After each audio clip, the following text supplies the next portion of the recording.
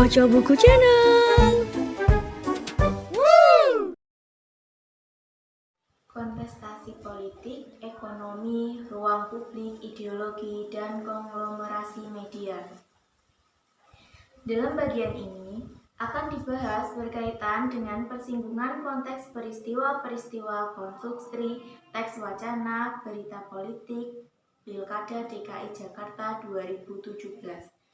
Dengan konteks global ekonomi politik media, hierarki pengaruh isi media, dan hegemoni pemilik media berperan, terutama bagaimana pengaruhnya bila didialogkan dengan konsep-konsep dan teori-teori yang memadai.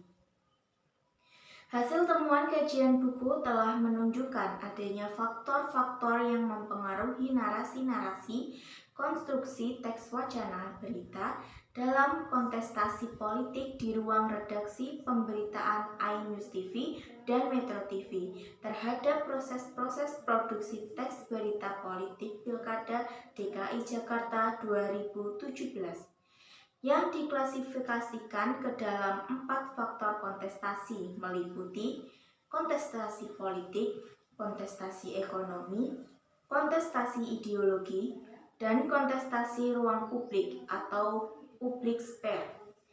Dan dari 4 faktor-faktor kontestasi ini akan dijadikan bahan diskursus dengan menggunakan pisau analisis dari berbagai perspektif konsep teori hierarki, pengaruh isi pesan media, teori ekonomi politik media, teori konstruksi realitas sosial media, teori ideologi, teori ruang publik, dan teori hegemoni. A.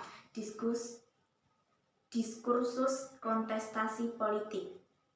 Dalam melakukan siaran media televisi seperti halnya iNews TV dan Metro TV, haruslah tunduk dan patuh terhadap berbagai regulasi yang ada. Berbagai regulasi tentang penyiaran itu pun sesungguhnya telah dihadirkan dan cukup memadai dalam rangka mengatur hal-hal berkenaan dengan penyiaran di Indonesia.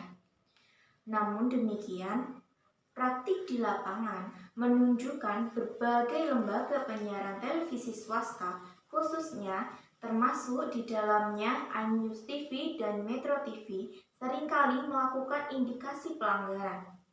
Indikasi pelanggaran tersebut salah satunya diperlihatkan dalam program acara, pemberitaan, dan kampanye partai politik atau gabungan serta pasangan calon gubernur dan wakil gubernur pada kontestasi Pilkada DKI Jakarta 2017. Bentuk-bentuk pelanggaran yang muncul misalnya ketidaknetralan isi pemberitaan, adanya keberpihakan pada salah satu pasangan calon kepala daerah, kuatnya afiliasi pada partai politik tertentu, dan masih banyak yang lainnya. Seperti halnya fakta sebuah berita yang dilansir Detik.com edisi 31 Januari 2017 memberitakan bahwa Komisi Penyiaran Indonesia atau KPI memberi peringatan kepada 3 stasiun televisi, yaitu MNC TV, Global TV, dan iNews TV, terkait dengan penyiaran Pilkada DKI Jakarta 2017. Menurut KPI, ada potensi ketidakberimbangan dalam pemberitaan pilkada. Selain itu, ada juga indikasi penyiaran Pilkada DKI Jakarta 2017 memasuki wilayah dakwah. Sehingga KPI langsung melakukan koordinasi dengan Majelis Ulama Indonesia atau MUI dan Dewan Pers mengenai hal ini. Meskipun KPI sendiri belum menyebut stasiun mana yang melakukan pelanggaran ini, bahkan KPI menjelaskan bahwa rata-rata pelanggaran stasiun televisi adalah mengenai Pilkada DKI Jakarta 2017, sehingga ada upaya koordinasi langsung dengan Komisi Pemilihan Umum atau KPU dan Badan Pengawas Pemilu atau Bawaslu. Dalam konteks ini, bila merujuk pada regulasi penyiaran yang ada, Terkait penyiaran sendiri, sebenarnya memiliki asas, tujuan, fungsi, dan arah yang jelas. Sebagaimana digambarkan secara eksplisit dalam Undang-Undang Nomor 32 Tahun 2002 tentang penyiaran pasal 2 berbunyi, Penyiaran diselenggarakan berdasarkan Pancasila dan Undang-Undang Dasar Negara Republik Indonesia tahun 1945 dengan azas manfaat adil dan merata, kepastian hukum, keamanan, keberagaman, kemitraan, etika, kemandirian, kebebasan, dan tanggung jawab. Sementara itu, fungsi penyiaran juga dijelaskan pada pasal 4 ayat 1 yang berbunyi, penyiaran sebagai kegiatan komunikasi massa mempunyai fungsi sebagai media informasi, pendidikan, hiburan yang sehat, kontrol, dan perekat sosial. Ditambahkan pada ayat 2 berbunyi, dalam menjalankan fungsi sebagaimana dimaksud dalam ayat 1, penyiaran juga mempunyai fungsi ekonomi dan kebudayaan. Fungsi informasi, pendidikan, hiburan yang sehat, kontrol, dan perekat sosial inilah yang harusnya dijadikan pijakan semua media penyiaran televisi, termasuk iNews TV dan Metro TV dalam tiap kali bersiaran.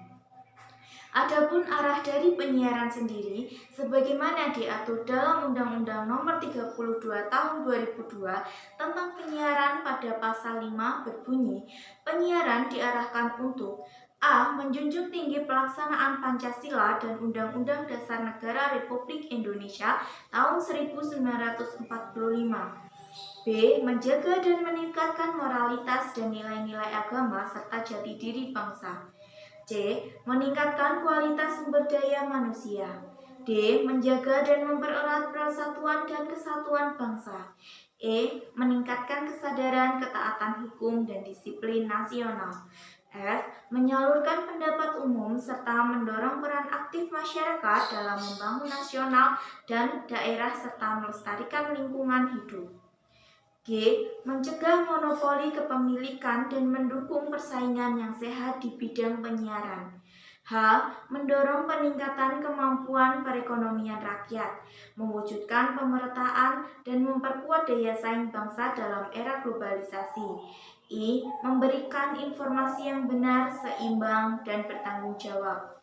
J. Memajukan kebudayaan nasional. Hasil telaah mendalam atas keberadaan iNews TV dan Metro TV yang sama-sama mengambil peran sebagai bagian pendukung dan berafiliasi kepada kepentingan politik dan kekuasaan tampak nyata dari konstruksi teks wacana berita politik Pilkada DKI Jakarta 2017. Sedari awal kontestasi politik Pilkada DKI Jakarta 2017 ini berlangsung dengan berbagai tahapannya.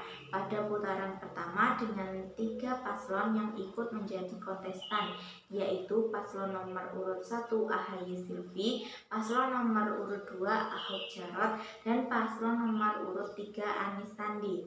Berbagai media massa tidak terkecuali iNews TV dan Metro TV sudah menampakkan identitasnya sebagai media pendukung dan berafiliasi kepada paslon pilihan masing-masing.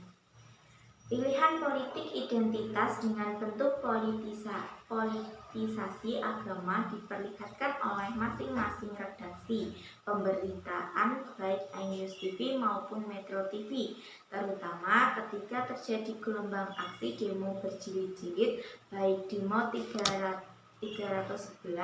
411, 212, dan seterusnya yang dilakukan di Monas oleh kelompok yang mengatasnamakan Islam.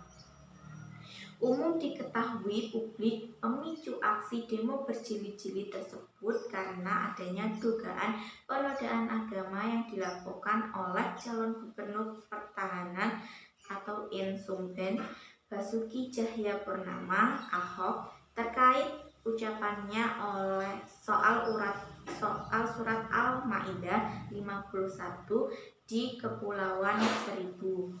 Ada catatan menarik dari Usman Kansong, Kimret Media Indonesia, yang mengomentari dinamika kontestasi politik di Pilkada DKI Jakarta 2017 yang telah berlangsung penting untuk dipaparkan di sini. Bahwa di seputaran Pilkada DKI Jakarta 2017 tersebut, di salah satu grup pertukaran pesan yang diikuti Usman Kansong terjadi kehebohan yang luar biasa.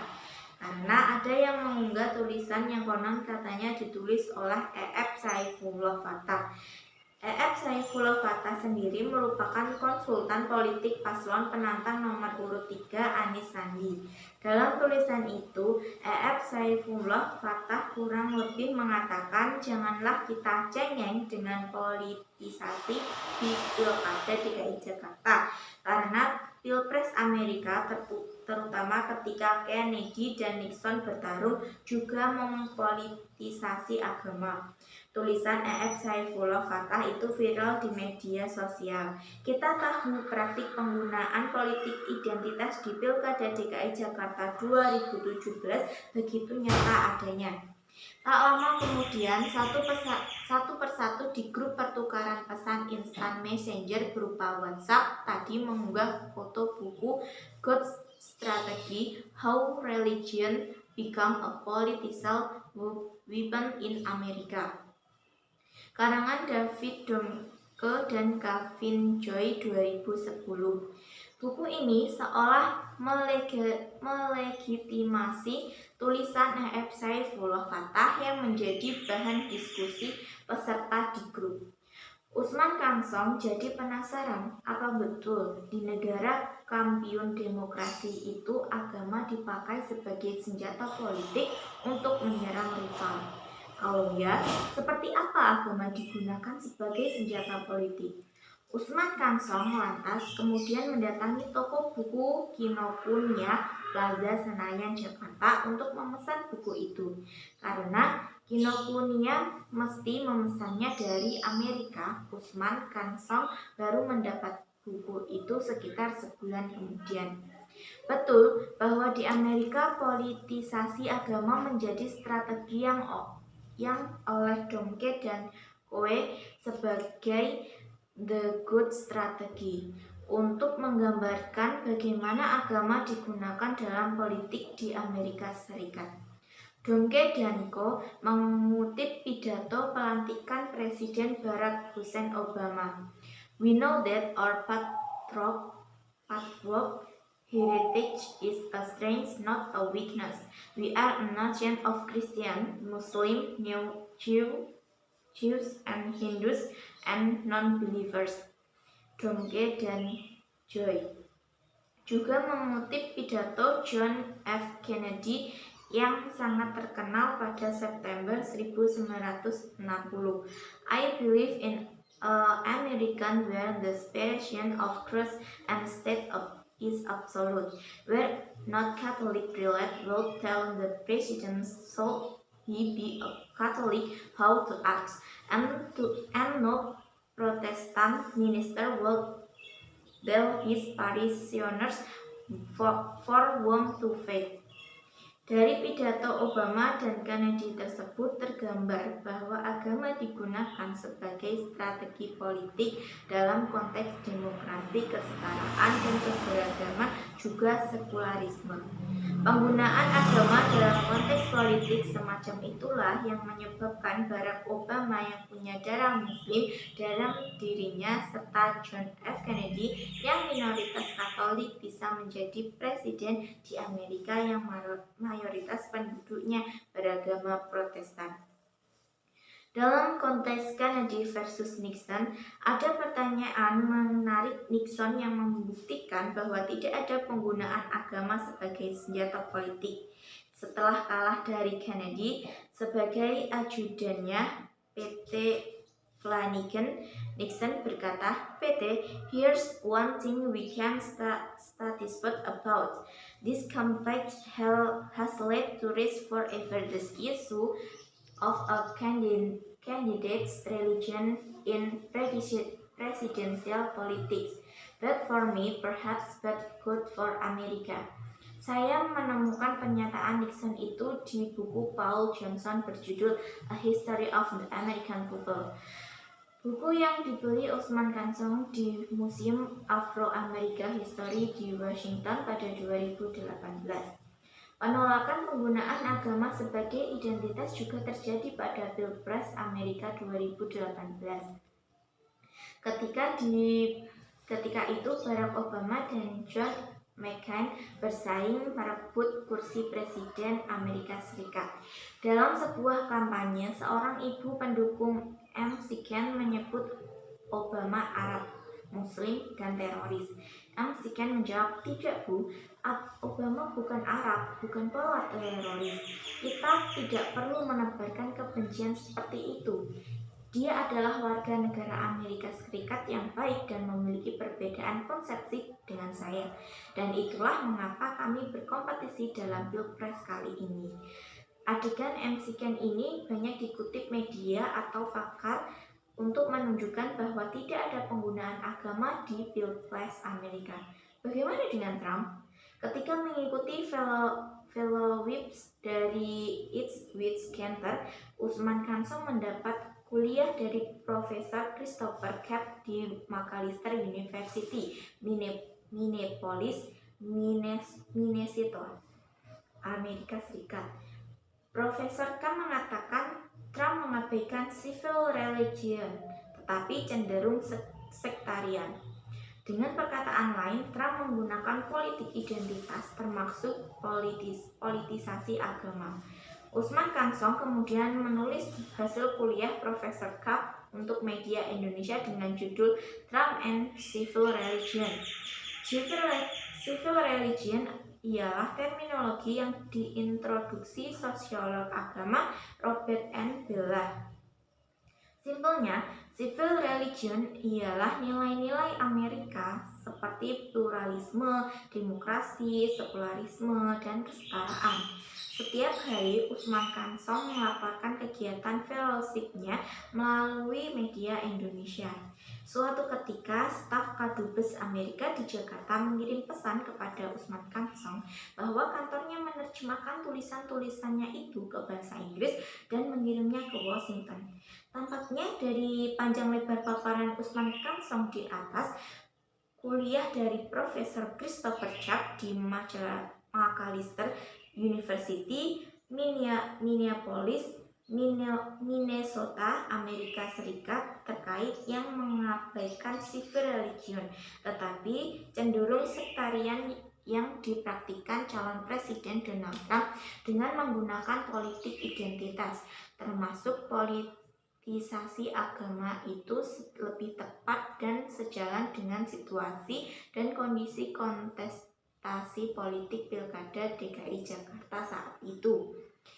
Berawal dari unggahan Buniani tentang video pidato Basuki Cahayapurnama atau Ahok di Kepulauan Seribu yang menyebutkan jangan takut dibohongi dengan surat Al-Maidah ayat 51 dalam pemilihan gubernur DKI Jakarta ini yang melahirkan gelombang reaksi dari kelompok masyarakat Islam sebagai bentuk penistaan agama. Peristiwa penting ini pun menjadi headline di berbagai media massa baik lokal, nasional, bahkan internasional.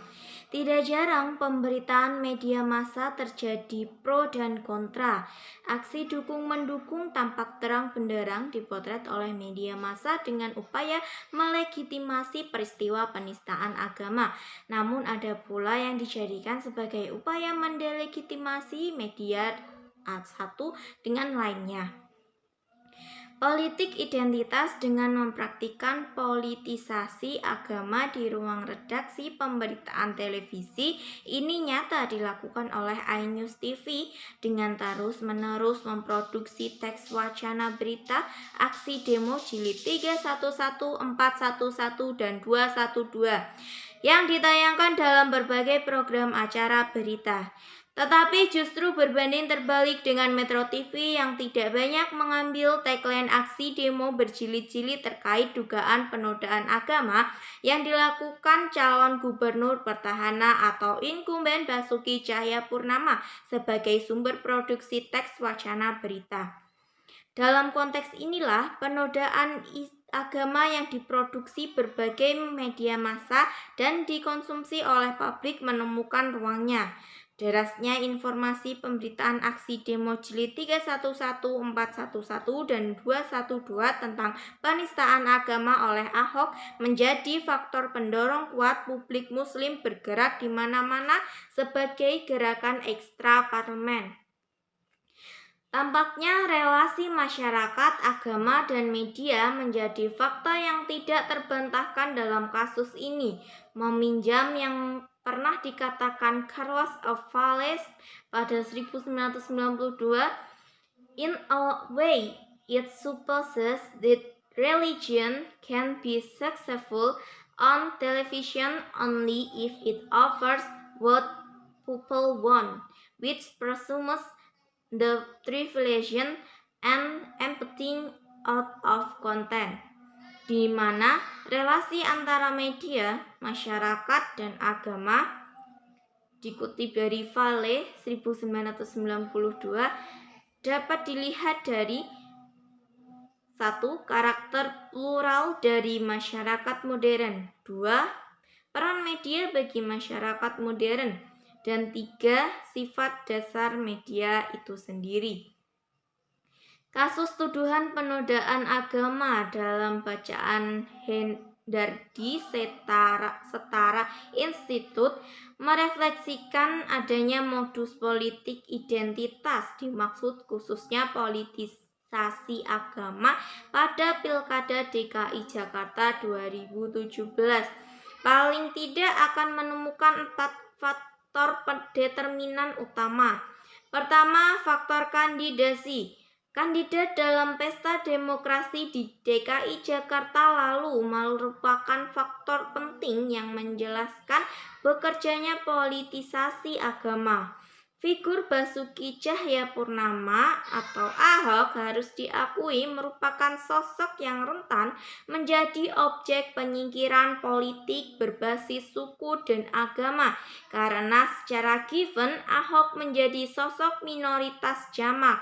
Di samping itu, pembawaannya yang ceplas-ceplos berkonsekuensi mudah kepleset ucap.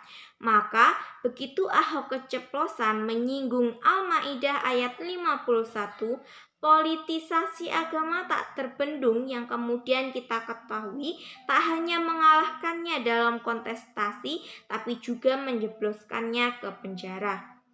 Kedua, sublimasi wacana politik.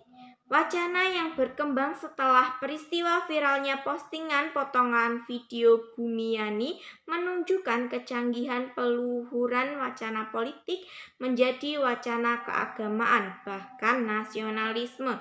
Reproduksi wacana kontra Ahok dilakukan dengan meluhurkan kontestasi politik menjadi jihad keagamaan dan kenegaraan. Para operator wacana tersebut merekayasa sedemikian rupa kemarahan publik anti Ahok dengan jihad umat melawan penista agama, sehingga terjadi berjilid-jilid aksi demonstrasi menentang Ahok. Ketiga, mobilisasi massa.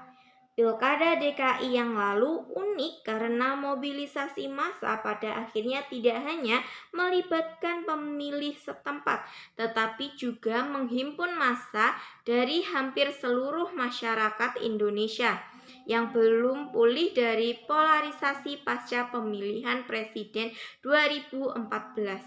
Ini menggambarkan kesempurnaan kerja-kerja politisasi agama yang melibatkan banyak elemen kelompok. Dan keempat, konsolidasi kelompok intoleran.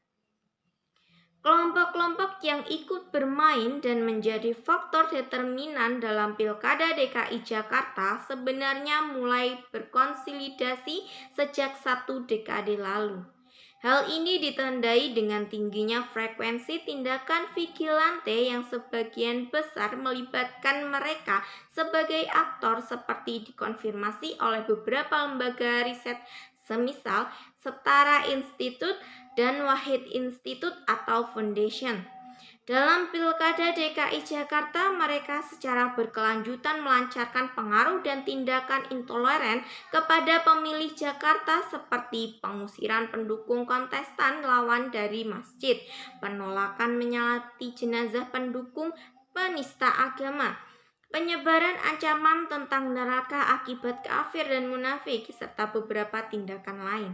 Sementara itu, pandangan yang senada diulas oleh Sumanto Al-Qurtubi bahwa ramainya Pilkada DKI Jakarta juga bukan karena adanya seorang keturunan Tionghoa yang ikut menjadi kontestan dalam bursa pemilihan kepala daerah, karena ada sejumlah daerah seperti Singkawang di Kalimantan Barat di mana kandidat Tionghoa juga ikut berlaga dalam pilkada. Pilkada Jakarta menjadi ramai sesungguhnya karena ada sekelompok elit politik, tokoh agama, dan pedagang besar yang bernafsu menguasai Jakarta dengan beragam motif dan kepentingan tentunya. Kelompok politik ingin mengontrol jalannya roda pemerintahan sesuai dengan selera mereka. Kaum pembisnis tentu saja ingin dagangan mereka lancar, tidak ada yang menghambat jalannya perbisnisan. Sementara sekelompok elit agama, terutama elit muslim, ingin Jakarta menjadi kota yang menerapkan norma-norma atau standar-standar keagamaan atau keislaman sesuai yang mereka imajinasikan. Dalam sejarah kebudayaan umat manusia, koalisi atau persekongkolan elit politik bisnis agama adalah bukan hal baru. Ini sudah terjadi jauh sebelum institusi politik bernama negara itu ada. Bahkan sejak zaman Mesir kuno, Yunani kuno, Cina kuno, Mesopotamia kuno, dan seterusnya. Hal ini sudah terjadi. Perselingkuhan politik bisnis agama ini menurut Sumanto Al-Qurtubi juga bukan unik atau monopoli Jakarta saja, tetapi juga terjadi di belahan dunia lain. Kasus ini juga bukan hanya terjadi di kalangan umat Islam saja, tetapi juga menimpa agama-agama lain di jagat raya. Simak misalnya karya Scott Mariman, Religion and State, atau Amanda Porterfield dalam Conceived in Dope. Sarjana lain yang pernah mengulas tentang relasi politik, agama, ekonomi adalah David Sorenson, Clifford Bachman, Emily McGill, dan masih banyak lagi. Ditambahkan Sumanto Al-Qurtubi bahwa sesungguhnya dalam pagelaran pilkada atau pemilu, keterlibatan para tokoh politik, agama, dan bisnis adalah hal lumrah. Menjadi tidak lumrah jika ada sekelompok elit masyarakat, yaitu politisi, agamawan, pebisnis, dan sebagainya yang ngotot, overdosis, dan memaksakan diri untuk memenangkan pertarungan. Karena bernafsu ingin memenangkan laga pilkada dan syahwat menguasai sudah diubun-ubun, maka mereka cenderung menggunakan berbagai macam cara, termasuk cara-cara busuk, menghalalkan berbagai macam strategi dan taktik kotor, serta memakai berbagai tempat termasuk tempat-tempat ibadah sebagai instrumen kampanye dan propaganda politik. Misalnya yang sangat jelas dan gamblang adalah penggunaan masjid-masjid di DKI Jakarta, terutama pada waktu khotbah Jumat, sebagai medium untuk kampanye dan propaganda memenangkan pasangan calon atau paslon tertentu serta alat untuk merendahkan dan memojokkan paslon lain. Larangan mengurus, mendoakan, dan menyolati jenazah yang sewaktu masih hidup mendukung paslon tertentu juga bagian dari teror teologis kepada paslon tertentu untuk memenangkan paslon lain. Demikian pula seruan ancaman masuk neraka bagi yang mendukung dan memilih paslon tertentu atau harapan masuk surga bagi yang mendukung dan memilih paslon tertentu juga merupakan bagian dari akal bulus dan siasat busuk sejumlah kelompok guna meraih kemenangan dalam pilkada. Berbagai bentuk kampanye dan propaganda tersebut menjadi indikasi pelanggaran yang dilakukan oleh paslon, partai politik pendukung, maupun partisan pendukung dalam kontestasi politik Pilkada DKI Jakarta 2017.